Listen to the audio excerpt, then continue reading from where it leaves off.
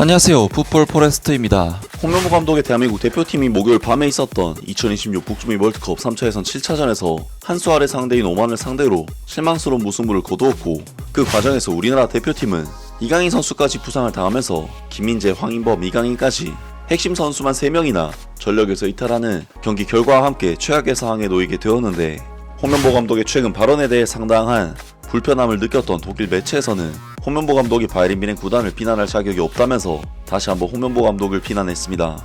홍명보 감독의 대한민국 대표팀은 목요일 밤에 있었던 2026 북중미 월드컵 3차 예선에서 오만 대표팀과의 중요한 홈 경기를 치렀었는데요. 우리나라 대표팀은 확실히 그동안의 중원의 핵심 자원이었던 황인범 선수도 빠지고 소속팀 활약은 아쉽긴 하지만 대표팀에 올 때마다 에이스 활약을 펼치면서 무에서 유를 창조해냈던 이강인 선수도 빠졌고, 수비수이긴 하지만 전진 패스나 전진 드리블 등 공격성을 발휘하면서 공격 기여도도 상당히 높은 선수인 김희재 선수도 빠진 상황인 만큼 전반적으로 볼의 흐름 자체가 이전 경기에서 보여준 경기 내용보다는 다소 아쉬운 느낌을 지울 수가 없었습니다.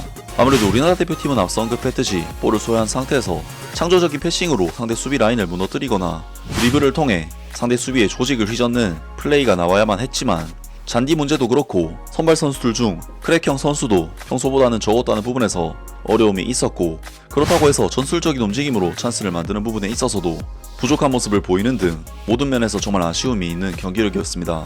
게다가 우리나라 대표팀은 전반전 37분 백승호 선수가 부상을 당해 교체되는 악재까지 발생을 하면서 여러모로 쉽지 않은 경기가 펼쳐졌는데요. 하지만 백승호 선수의 안타까운 부상이 이번 경기를 바꾼 결정적인 계기가 되고 말았는데, 백승호 선수를 대신해서 교체 투입된 이강인 선수는 상대 미드필드 라인과 수비 라인을 동시에 허물어뜨리는 미친 킬패스로 찬스를 만들어냈고, 이것을 황희찬 선수가 침착한 마무리로 득점을 터뜨리면서 우리나라 대표팀은 경기력적인 아쉬움은 분명히 있었지만 어쨌든 경기 리드를 잡는 데 성공을 했습니다. 하지만 우리나라 대표팀은 후반전 막판이 되어서도 이강인 선수를 제외하면 오만 대표팀을 상대로 찬스를 거의 만들어내지 못했는데, 결국 우리나라 대표팀은 80분 순간적으로 이강인 선수가 쓰러져 있는 어수선한 상황에서 부사이디 선수에게 유효 슈팅을 내줬고, 이것이 골문 안으로 들어가 버리면서 우리나라 대표팀은 오만 대표팀을 상대로 1대1이라는 결코 만족하지 못할 스코어로 무승부를 거두고 말았습니다. 심지어 이번 경기는 이강인 선수가 자신의 실력을 보여주면서 남다른 활약을 했지만 부상을 당해버렸다는 부분에서 정말 너무나도 치명적인 상처였고,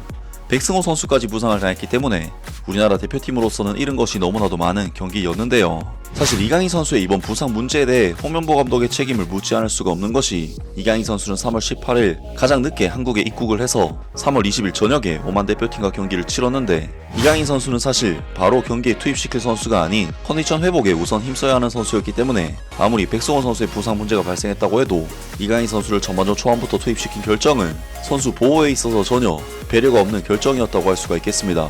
그리고 홍명보 감독의 이러한 배려 없는 선수 기용은 놀랍게도 이전에 자신이 했던 말과는 모순이 되는 미래의 자신이 과거의 자신에게 반박당하는 일이 되고 말았는데, 대한민국 국가대표팀 감독 홍명보는 이번 A매치 직전에 김민재가 빠진 것에 대해 바이에른 뮌헨을 비판했다.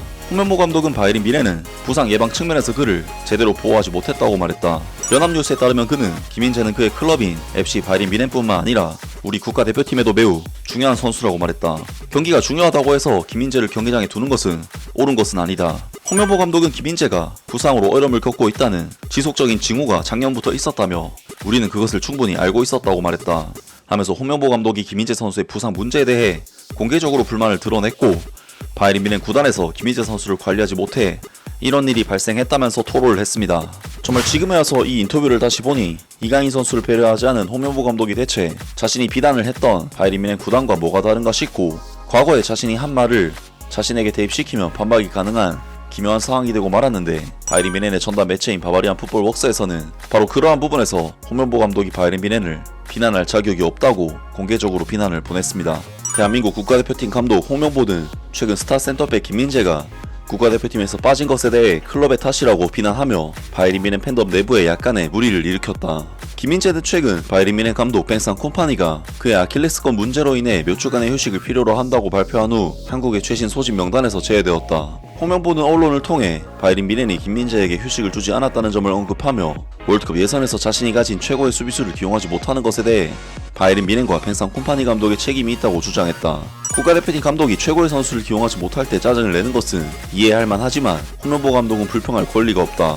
김민재의 아킬레스건 문제는 작년 10월까지 거슬러 올라간다. 김민재가 고통을 감내하고 경기에 나서왔다는 무수한 보도와 발언들에도 불구하고 김민재를 계속해서 대표팀에 소집하여 수천 마일의 거리를 비행시키며 몸에 부담을 준 것은 홍명보 감독 본인이다. 지난 10월과 11월 A매치 휴식기 동안 독일과 한국 그리고 중동을 오가야만 했던 부담을 고려한다면 김민재가 결국 경기에 나서지 못하게 되는 것은 그저 시간 문제였다. 홍명보 감독의 성향을 고려하면 그는 아마 이번 두 경기에서도 김민재를 모두 90분 동안 풀타임 출전시켰을 것이고 팽상 콤파니 감독의 개입이 없었다면 어쩌면 김민재는 심각한 부상을 입었을 수도 있다. 하지만 이런 주장에 대해 누군가는 물을 수 있다. 국가대표팀 감독이 월드컵 예선에 자신이 가진 최고의 선수를 부르는 것이 뭐가 잘못이냐고 말이다. 맞는 말이다. 하지만 이 점을 분명히 알아야 한다. 한국은 지금 가장 쉬운 예선조에 편성되어 있다. 그들은 한국이 오만, 이라크, 팔레스타인을 김민재가 없다고 해서 꺾지 못한다면 그들은 월드컵에 출전할 필요도 없을 것이다. 그것도 예선 통과를 위해 반드시 1위를 할 필요도 없는 조에서 말이다. 김민재가 아프다면 홍명보 감독은 그의 공백기를 활용하여 월드컵에 데려갈 또 다른 인재를 물색했어야 했다. 하지만 그는 그 대신에 계속해서 자신이 가진 최고의 선수만을 계속 기용하겠다고 고집했고 손흥민과 황희찬을 비롯한 많은 한국의 탑 플레이어들을 퍼지게 만드는 결과를 낳았다. 홍명보 감독의 저주에 고통받는 것은 김민재만이 아니다. 페노르트에서 뛰고 있는 황인범 또한 부상으로 최근 몇 주간 결장했음에도 불구하고 소집되었다가 많은 의구심을 받은 바 있다. 사실 홍명보 감독은 애시당초 한국의 감독이 되어서는 안 되는 인물이었다. 류리겐 클리스만의 악몽 이후 한국은 새로운 감독을 물색해야만 했고 이는 토마스 투엘 감독 이후 새로운 감독을 찾던 바이린 미넨의 상황과 크게 다르지 않았다.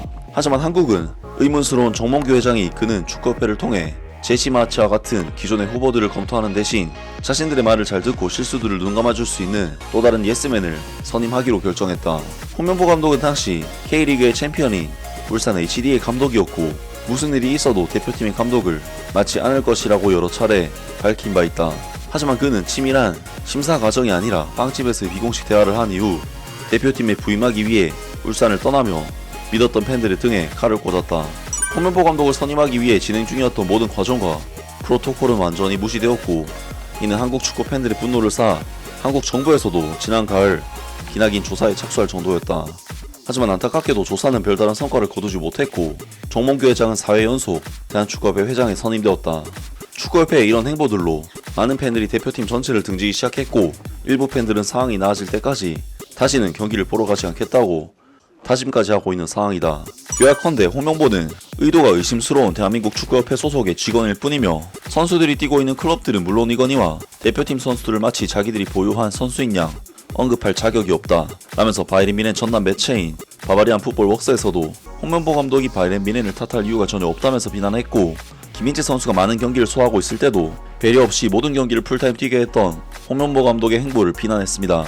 이제 우리나라 대표팀은 김민재, 황인범, 이강인 없이 요르단이라는 만만치 않은 상대를 만나게 되는데요. 오만 대표팀을 상대로도 만족스럽지 못한 결과를 얻었던 홍명보 감독이 핵심 선수들이 더 이탈한 상황에서 요르단을 잡아낼 수 있을지 걱정이 앞서는 것은 어쩔 수가 없을 것 같습니다. 아무튼 오늘 영상은 여기까지고요. 영상 재밌게 보셨다면 구독과 좋아요 그리고 댓글 부탁드립니다. 감사합니다.